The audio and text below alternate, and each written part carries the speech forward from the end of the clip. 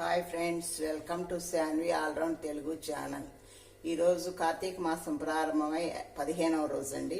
ఈరోజు పూజ కథ చదువుకుందామండి. స్టార్ట్ చేస్తున్నాను పూజ. హరి ఓం, హరి ఓం, హరి ఓం. ఓం శుక్లాంబరధరం విష్ణుం శశివర్ణం చతుర్భుజం ప్రసన్నవదనం ఛాయే సర్వవిఘ్నోపశాంతయే అగజానన పద్మార్కం గజాననమహర్నిశం అనేకదంతం భక్తానాం ఏకదంతముపాస్మహే. గురుర్బ్రహ్మా గురుర్విష్ణుః గురుర్దేవో మహేశ్వరః గురు సాక్షాత్ పరబ్రహ్మ తస్మై శ్రీ గురవే నమః.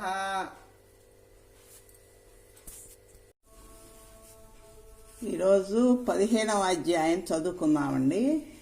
దీప ప్రజ్వలనముచే ఎలుక పూర్వజన్మ స్మృతితో నరరూపమందుట. అంతటా జనక మహారాజుతో వశిష్ఠ మహాముని జనక కార్తీక మహత్యము గురించి ఎంత వివరించెన్నో పూర్తి కానేరదు.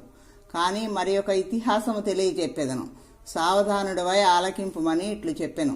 ఈ మాసమున హరినామ సంకీర్తనలు వినుట చేయుట, శివకేశవుల వద్ద దీపారాధనను చేయుట, పురాణమును చదువుట లేక వినుట, సాయంకాలము దేవతా దర్శనము, వీరిని చేయలేని వారు కాలసూత్రమనడి నరకమునబడి కొట్టుమిట్టాడుదురు.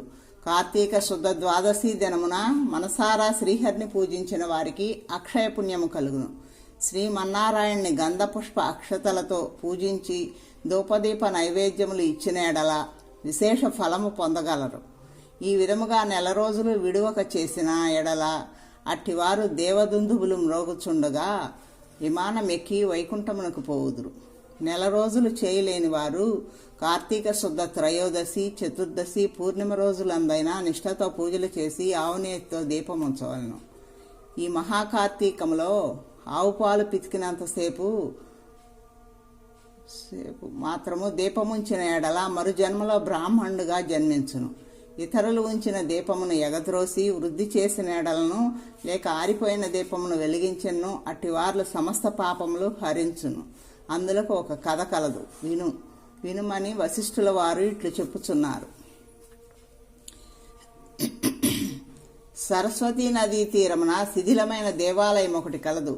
కర్మనిష్ఠుడనే దయాద్ర హృదయుడగు ఒక యోగి పొంగవుడు ఆ దేవాలయము వద్దకు వచ్చి కార్తీక మాసమంతయు అచ్చటనే గడిపి పురాణ పఠనము చేయి తలంపు రాగా ఆ పాడుబడి ఉన్న దేవాలయమును శుభ్రముగా ఊడ్చి నీళ్లతో కడిగి బొట్లు పెట్టి పక్క గ్రామమునకు వెళ్లి ప్రమిదలు తెచ్చి దూదితో ఒత్తులు చేసి 12 దీపములుంచి స్వామిని పూజించుచు నిష్ఠతో పురాణమును చదువుచుండెను. ఈ విధముగా కార్తీక మాసము ప్రారంభము నుండి చేయుచుండెను. ఒక రోజున ఒక మూషికము ఆ దేవాలయంలో ప్రవేశించి నలుమూలలు వెదికి తినడానికి ఏమీ దొరకనందున అక్కడ ఆరిపోయి ఉన్న ఒత్తిని తినవలసినదేనని అనుకొని నోట కరుచుకొని ప్రక్కనున్న దీపం వద్ద ఆగెను. నోట కరిచి ఉన్న ఒత్తి చివరకు అగ్ని అంటుకొని ఆరిపోయిన ఒత్తి కూడా వెలిగి వెలుతురు వచ్చెను. అది కార్తీక మాసం అగుట వలన శివాలయంలో ఆరిపోయిన ఒత్తి ఎలుక వల్ల ఎలుగుటచే దాని పాపములు హరించుకుపోయి పుణ్యము కలిగినందున వెంటనే దాని రూపము మారి మానవ రూపములో నిలబడెను. ధ్యాననిష్టలో ఉన్న యోగి పొంగవుడు తన కన్నులను తెరిచి చూడగా ప్రక్కన ఒక మానవుడు నిలబడి ఉండటను గమనించి, ఓయి నీవెవడవు, ఎందులకు ఇట్లు నిలబడి ఉంటివి అని ప్రశ్నించగా, ఆర్య, నేను మూషికమును. రాత్రి నేను ఆహారమును వెదుక్కుంటూ ఈ దేవాలయంలోనికి ప్రవేశించి ఇక్కడ కూడా ఏమీ దొరకనందున నెయ్యి వాసనలతో నుండి ఆరిపోయిన ఒత్తిని తినవలనని దాన్ని నోట కరిచి పక్కనున్న దీపం చెంత నిలబడి ఉండగా నా అదృష్టము కలది ఆ ఒత్తి వెలుగుటచే నా పాపములు పోయినందున కాబోలు వెంటనే పూర్వజన్మమెత్తి తిని. కానీ ఓ మహానుభావ, నేను ఎందుకు ఈ మూషిక జన్మ ఎత్తవలసి వచ్చినో దానికి గల కారణమేమిటో విశదీకరింపమని కోరెను. అంత యోగీశ్వరుడు ఆశ్చర్యపడి తన దివ్య దృష్టితో సర్వమును తెలుసుకొని, ఓయి, క్రిందటి జన్మలో నీవు బ్రాహ్మణుడవు, నిన్ను బాహ్లీకుడని పిలిచడివారు. నీవు జైన మత వంశానికి చెందినవాడవు. నీ కుటుంబాన్ని పోషించుటకు వ్యవసాయమును చేస్తూ ధనాశాపరుడవై దేవపూజలు నిత్యకర్మములు మరచి నీచుల సహవాసం వలన నిషిద్ధాన్నము తినుచు మంచివారలను యోగ్యులను నిందించుచు పరుల చెంత స్వార్థచింత గలవాడై ఆడపిల్లలను అమ్ము వృత్తి చేస్తూ దానివల్ల సంపాదించిన ధనాన్ని కూడబెట్టుచు సమస్త తినుబండారములను కడుచౌకగా కొని తిరిగి వాటిని ఎక్కువ ధరకు అమ్మి అటుల సంపాదించిన ధనమును నీవు అనుభవించక ఇతరులకు ఇవ్వక ఆ ధనము భూస్థాపితము చేసి పిసినారివై జీవించినావు. మరణించిన తరువాత ఎలుక జన్మమెత్తి ఎనుకటి జన్మ పాపం అనుభవించుచుంటివి. నేడు భగవంతుని దగ్గర ఆరిపోయిన దీపాన్ని వెలిగించినందున పుణ్యాత్ముడవైతివి. దాని వలనే నీకు తిరిగి పూర్వజన్మ ప్రాప్తించినది. కాన నీవు నీ గ్రామమునకు పోయి నీ పెరటి యందు పాతి పెట్టిన ధనమును త్రవ్వి ఆ ధనముతో దాన ధర్మాలు చేసి భగవంతుని ప్రార్థించుకొని మోక్షం పొందమని అతనికి నీతులు చెప్పి పంపించెను. 15వ అధ్యాయము 15వ రోజు పారాయణము సమాప్తము. లింగాష్టకం. బ్రహ్మ మురారి సురార్చితలింగం నిర్మల భాసిత శోభితలింగం జన్మజ దుఃఖ వినాశకలింగం తత్ప్రణమామి సదా శివలింగం దేవముని ప్రవరార్చితలింగం కామదహన కరుణాకరలింగం రావణ దర్ప వినాశకలింగం తత్ప్రణమామి సదా శివలింగం సర్వసుగంధ సులేపితలింగం బుద్ధి వివర్ధన కారణలింగం సిద్ధ సురాసుర వందితలింగం తత్ప్రణమామి సదా శివలింగం కనక మహామణి భూషితలింగం ఫణిపతి వేష్టిత శోభితలింగం దక్ష సుయజ్ఞ వినాశకలింగం తత్ప్రణమామి సదా శివలింగం కుంకుమ చందన లేపితలింగం పంకజహార సుశోభితలింగం సంచిత పాప వినాశకలింగం తత్ప్రణమామి సదా శివలింగం దేవగణార్చిత సేవితలింగం భావైర్భక్తి విరేవచలింగం దినకర కోటి ప్రభాకరలింగం తత్ప్రణమామి సదా శివలింగం అష్టదళో పరివేష్టితలింగం సర్వసముద్భవ కారణలింగం అష్టదరిద్ర వినాశకలింగం తత్ప్రణమామి సదా శివలింగం సురగురు సురవర పూజితలింగం సురవన పుష్ప సదార్చితలింగం పరమపతిం పరమాత్మకలింగం తత్ప్రణమామి సదా శివలింగం లింగాష్టకమిదం పుణ్యం జః పటే శివ సన్నిధౌ శివలోకమవాప్నోతి శివేన సహ మోదతే.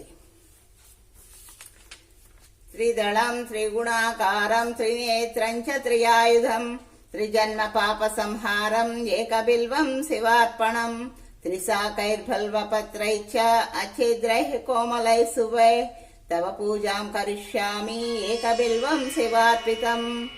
దర్శనం బిల్వ వృక్షస్య స్పర్శనం పాపనాశనం అఘోర పాప సంహారం ఏకబిల్వం శివార్పణం. సాలగ్రామేషు విప్రేషు తటాకే వనకోపయో యజ్ఞకోటి సహస్రాణం ఏకబిల్వం శివార్పణం. దంతకోటి సహస్రేషు అశ్వమేధ శతాని చ కోటి కన్యా ప్రదానేన ఏకబిల్వం శివార్పణం. ఏకంచ బిల్వపత్రై చ కోటి యజ్ఞఫలం లభేత్ మహాదేవై చ పూజార్థం ఏకబిల్వం శివార్పణం. కాశీక్షేత్రే నివాసం చ కాలభైరవ దర్శనం గయా ప్రయాగమే దృష్ట్వా ఏకబిల్వం శివార్పితం. ఉమయా సహ దేవేశం వాహనం నంది శంకరం ముచ్యతే సర్వపాపేభ్యో ఏకబిల్వం శివార్పణం.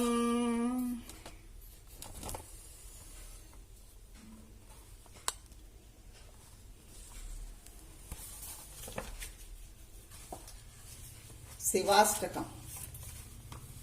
ప్రభుం ప్రాణనాదం విభుం విశ్వనాథం జగన్నాథనాదం సదానందభాజం భవద్భవ్యభూతేశ్వరం భూతనాదం శంవం శంకరం శంభుమీశానమీడే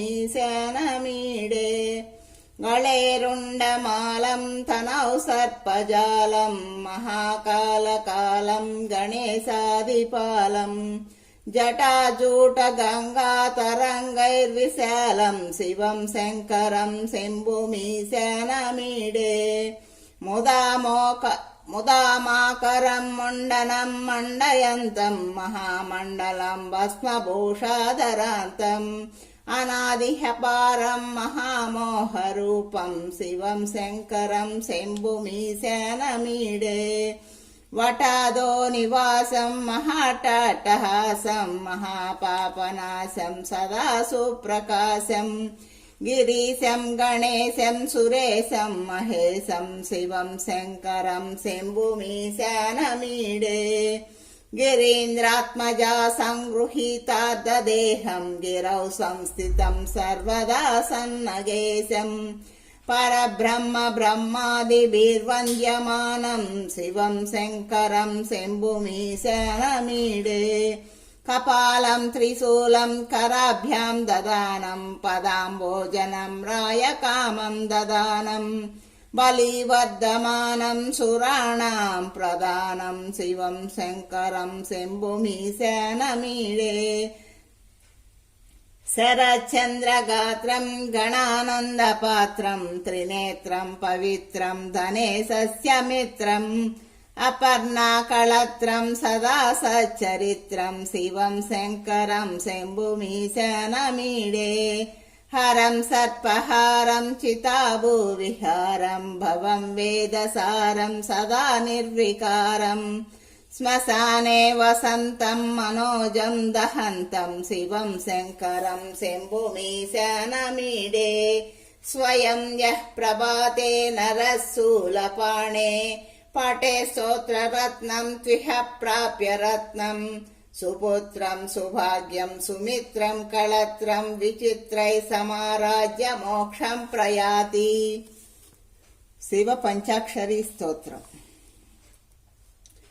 నాగేంద్రహారాయ త్రిలోచనాయ భస్మాంగరాగాయ మహేశ్వరాయ నిత్యాయ శుద్ధాయ దిగంబరాయ తస్మై నకారాయ నమః శివాయ మందాకిని సలిల చందన చర్చితాయ నందీశ్వర ప్రమదనాద మహేశ్వరాయ మందార ముఖ్య బహుపుష్ప సుపూజితాయ తస్మై మకారాయ నమః శివాయ శివాయ గౌరీ వదనారవింద సూర్యాయ దక్షాధ్వరనాశకాయ శ్రీనీలకంఠాయ వృషధ్వజాయ తస్మై శికారాయ నమః శివాయ వశిష్ఠ కుంభోద్భవ గౌతమాది మునీంద్ర దేవార్చిత శేఖరాయ చంద్రార్క వైశ్యానరలోచనాయ తస్మై నకారాయ నమః శివాయ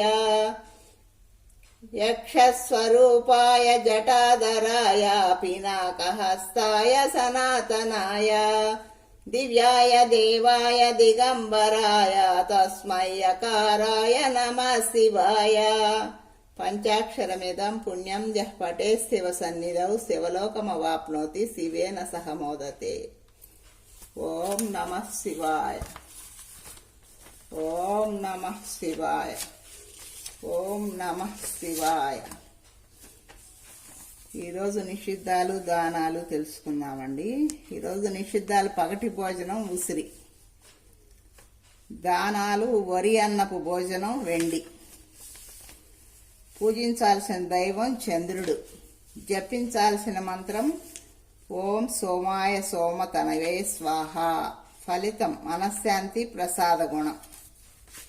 ఈ రోజుకి అయిపోయిందండి. కార్తీక మాసం 15వ రోజు 15వ కథ కూడా అయిపోయింది.